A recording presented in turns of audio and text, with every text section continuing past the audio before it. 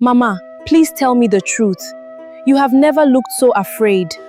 My daughter, I have kept this secret to protect you. I promise I will not be angry. I only want to know who I really am. It happened 20 years ago. One night, there was heavy rain. The wind was so strong that many trees fell. I was returning home when I heard a baby crying near the river. Amara listened quietly. I followed the sound.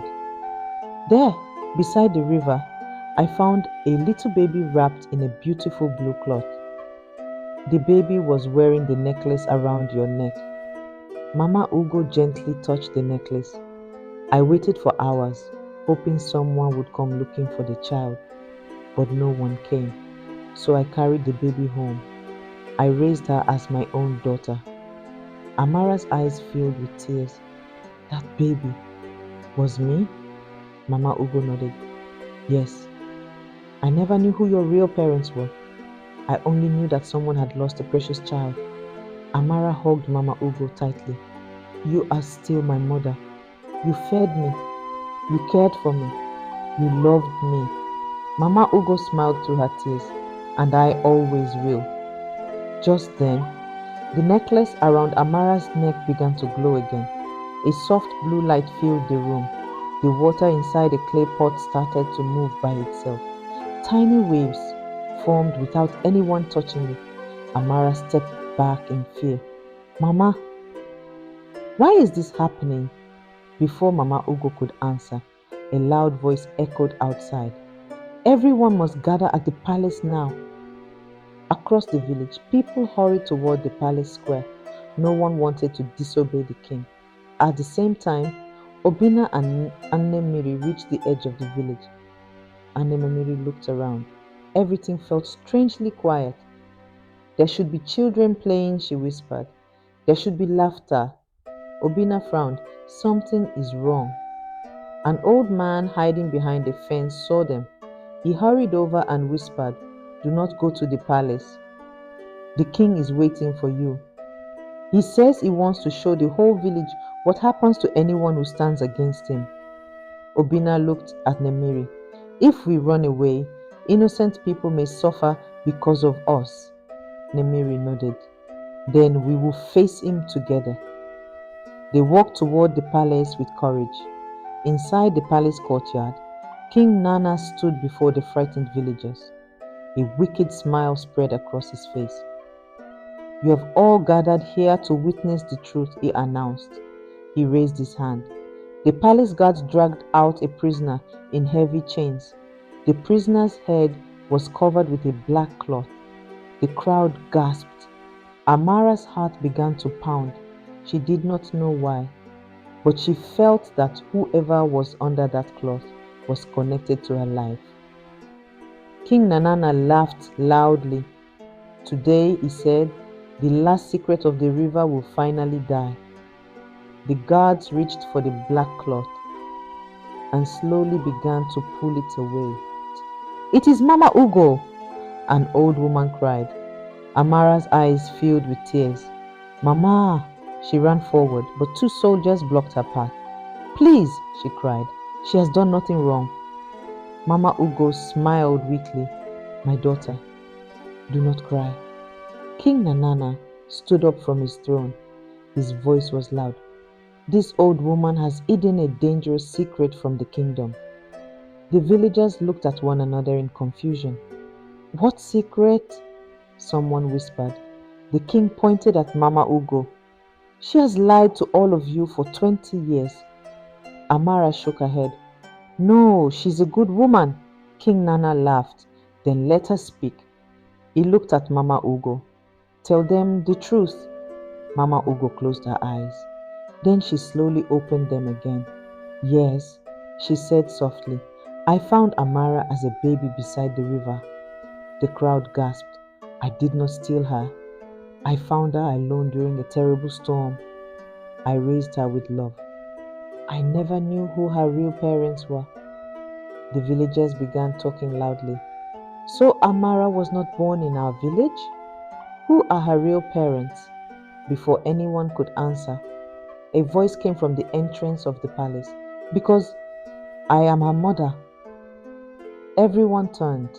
Standing at the palace gate were Obina and Nnanna. The soldiers quickly raised their spears. The villagers stepped back in fear. Some had heard stories about the mysterious woman of the river. King Nnanna's smile disappeared. You, he whispered. Nnanna walked slowly into the courtyard. She looked only at Amara. Tears filled her eyes.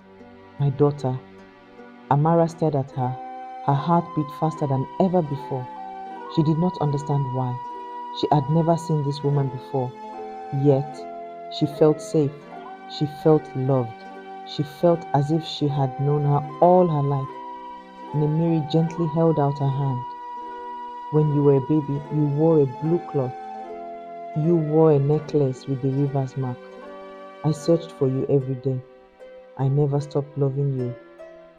Amara looked down at her necklace. It began to glow with a bright blue light. At that very moment, the water inside every clay pot in the palace courtyard began to shake. The palace fountain rose into the air. The villagers screamed and stepped back. What is happening? Amara looked at her hands. Tiny drops of water floated around her fingers. She was frightened. I don't understand. Nnanna smiled through her tears. You were never an ordinary human, my child. King Nnanna suddenly shouted, Enough! He pointed his sword at Nnanna. Soldiers, capture the river woman and kill the hunter. The soldiers rushed forward. Obina quickly stood in front of Amara. You will not touch my wife. At that moment, the necklace shone brighter than the sun. A powerful wind swept across the palace. The ground trembled. The fountain burst high into the sky. Everyone covered their faces. When the wind finally became quiet, the soldiers had stopped moving. They stared at Amara in fear. Her eyes were glowing with a beautiful blue light. No one in the palace had ever seen anything like it. And for the first time in 20 years, King Nnanna looked truly afraid. The palace walls continued to shake. Dust fell from the roof. The king's throne cracked again. Crack! The villagers stepped back in fear. King Nnanna looked around with frightened eyes. My throne! He shouted. My palace! This cannot happen. But no one came to help him. The soldiers had already dropped their swords. The villagers no longer believed his lies. For the first time in many years, the cruel king stood completely alone. Amara slowly walked toward him. The soft blue light around her began to fade. She looked into the king's eyes. There was no hatred in her face, only sadness. She spoke softly. Why did you do it? I was only a baby. King Nnanna looked away. He could not answer. Nnanna stepped forward. You stole my child.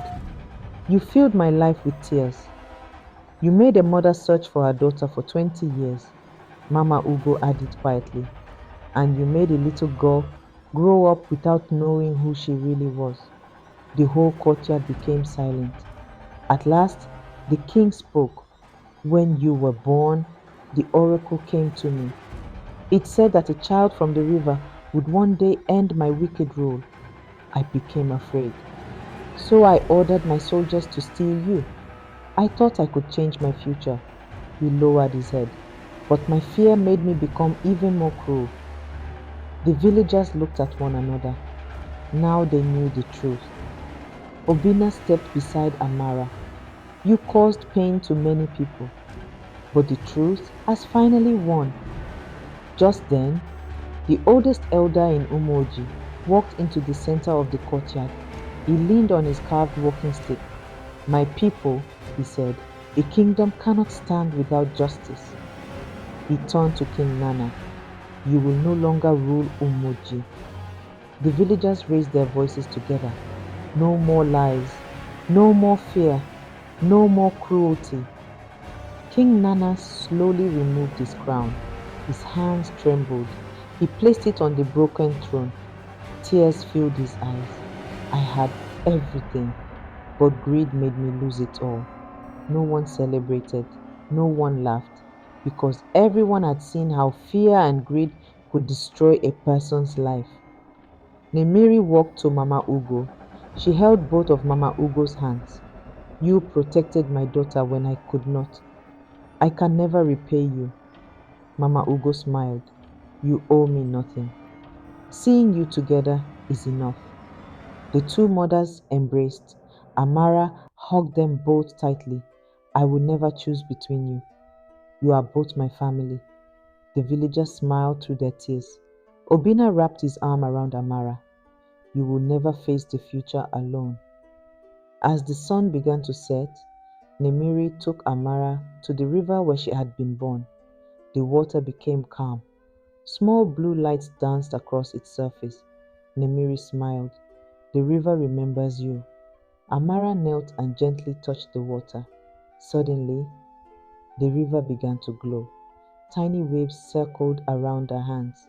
The fish gathered near her without fear. The birds landed quietly on the river bank. Even the wind became gentle. Amara looked at her reflection. For a moment, her eyes shone with a beautiful blue light. Then they became normal again. She looked at her mother. Does this mean I am no longer human? Nemamiri gently smiled. You are both. You have the kindness of humans and the gift of the river. Never use your gift to frighten people. Use it to protect them. Amara nodded. I promise. From that day on, peace returned to Umagu. The people no longer lived in fear. Children laughed in the village again. The farms became full. Songs filled the air, and whenever anyone asked who Amara truly was, the elders would smile and say, she is the daughter of two mothers. One gave her life, the other gave her love. And because of both of them, hope returned to Umagu.